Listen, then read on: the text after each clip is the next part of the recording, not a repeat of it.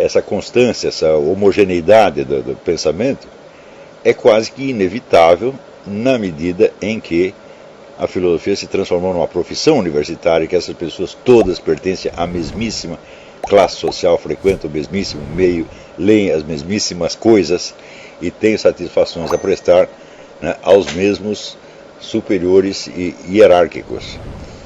Então, eu já assinalei isso em aulas anteriores, que a partir do surgimento do regulamento da Universidade de Paris, 1200 e pouco, é que a filosofia começa a se constituir como profissão, né? E que o primeiro resultado disso é a eclosão de uma espécie de revolta dos filósofos não universitários, que começam a aparecer então no Renascimento, como Francis Bacon, o René Descartes,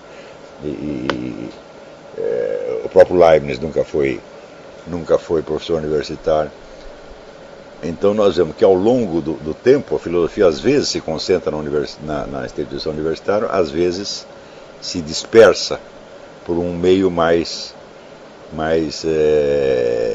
informal. E isso evidentemente tem reflexos óbvios no conteúdo da filosofia. Não que esse conteúdo seja inteiramente determinado pelo meio social, mas acontece que na hora em que se constitui um meio social profissionalmente definido e estatutariamente definido, né, existe naturalmente a seleção das pessoas cuja opinião conta, e essa seleção só vai pegar pessoas daquele mesmo meio. Então é uma espécie de profecia, não é um determinismo social, mas uma espécie de profecia autorrealizável. Quer dizer que se você só aceita no meio pessoas que pensam como os professores, as gerações seguintes também vão pensar como os professores, não é isso? E se houver, vamos dizer, ideias ou abordagens que serão muito diferentes ou que são estranhas, serão ignoradas. Então, não é que a condição social determina a ideia, mas ela determina as ideias, mas ela determina a seleção daquilo que se vai examinar em seguida. Então, é realmente uma profecia autorrealizável. Nós só colocamos aqui pessoas que pensam como nós, então, resultado, todo mundo que está aqui pensará como nós. Não precisa ser muito esperto para perceber que uma coisa dessa acontece, não há nenhum mistério sociológico aí. E este assunto é muito útil para nós, porque justamente as circunstâncias que geraram, que produziram, ou pelo menos inspiraram o aparecimento deste curso, tem que ver exatamente com isto, porque ao longo das últimas décadas, este mecanismo de seleção e de uniformização do pensamento universitário se tornou muito mais eficiente. Quer dizer, os meios de controle, se você comparar a filosofia da primeira metade do século XX com a da segunda metade e até agora, você vai ver que o elemento de burocratização, vamos dizer, e de controle burocrático se tornou muito mais eficiente, muito mais presente, muito mais determinante. Isto quer dizer que nunca foi tão fácil quanto hoje você criar uma uniformidade de pensamento num meio que está profissionalmente homogeneizado, né? Então, isso quer dizer que nas universidades do Ocidente, das democracias ocidentais, hoje você tem meios de controle tão eficientes quanto você tinha na União Soviética. Não, evidentemente, com aquele caráter policial ostensivo, que não é necessário aqui, tá certo? Mas quer dizer que a liberdade de pensamento está sendo extinta realmente por vias indiretas, tá certo? Quer dizer, não é que chega um governo tirânico e manda botar na cadeia todo mundo que não subscreve a doutrina oficial, mas através de meios indiretos que são muito mais eficientes, né? O boicote profissional, os empecilhos colocados ao avanço do sujeito na carreira, tá certo? A opinião dos pares, etc, etc.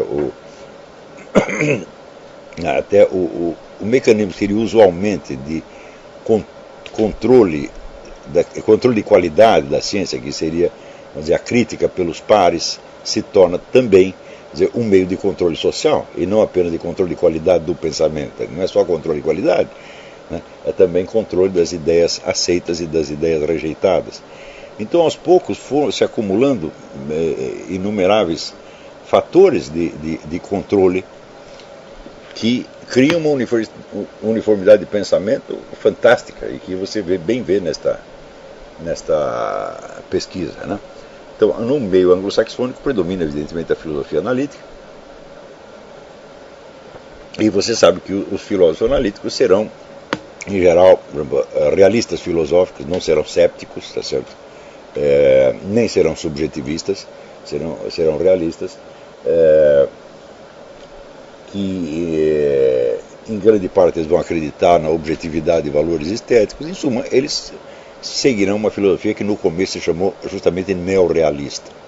Então, essa escola analítica surge como uma espécie de restauração do realismo filosófico, né, com base nas novas técnicas lógicas desenvolvidas, digamos, entre 1870 e 1920. Então, é de prever, as respostas são previsíveis. Antes de você ler a lista das perguntas aqui, você já sabe mais ou menos o que eles vão dizer, e eles dizem exatamente isso. No caso brasileiro, então, a ortodoxia vigente é outra completamente diferente, que é de tipo marxista, estruturalista, desconstrucionista, né, gaysista, feminista e assim por diante. Quer dizer, é mais um conjunto digamos, de slogans populares do que uma filosofia, né, o que domina no Brasil. Mas esses slogans, eles são, hoje em dia, eles são aceitos, vamos dizer, pela juventude estudantil, com uma fé e uma devoção que eu nunca vi na minha vida, porque você não pode esquecer que 40 ou 50 anos atrás, né, os jovens geralmente discordavam dos seus professores e os enfrentavam. E hoje a gente vê, ao contrário, a gente vê um estado de submissão, né, bovina ou ovina, né, que eu chego até a ficar assustado. Quer dizer, quando você diz a um jovem universitário algo contrário ao que ele ouviu do professor, não é que ele discorda, ele fica chocado, se sente ofendido, se sente magoado. Né? Quer dizer, como se não é que você disse uma coisa que ele não concorda, não, é que ele acha que você é um sujeito mau, que você o está assustando de alguma maneira, né? Por uma coincidência, eu estou anunciando esse curso Sociologia da Filosofia e alguém colocou no meu Facebook um link para uma pesquisa que foi feita entre centenas de filósofos, saber mais ou menos quais são as posições deles com relação a alguns problemas clássicos da filosofia, como, por exemplo,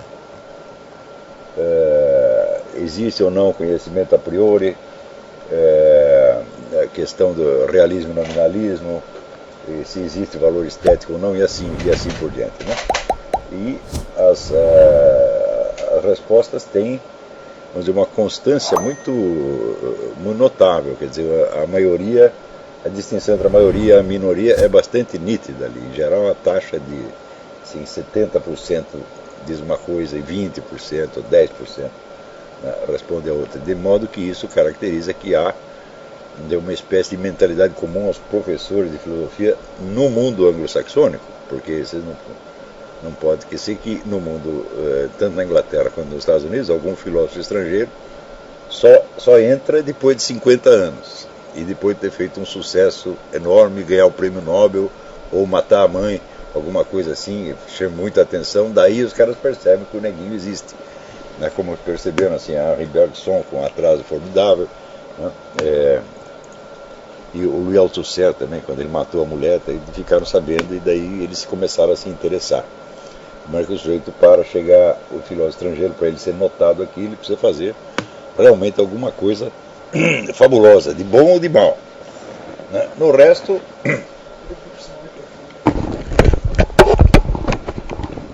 no mais, né? Os alunos estão vendo esses microfones? Espero que não, porque esses microfones estão numa situação tão miserável. Olha aqui.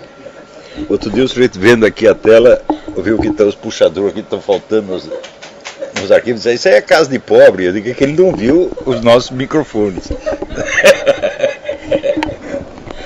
O difícil é mantê-los, né, em pé. Eles estão precisando do Viagra.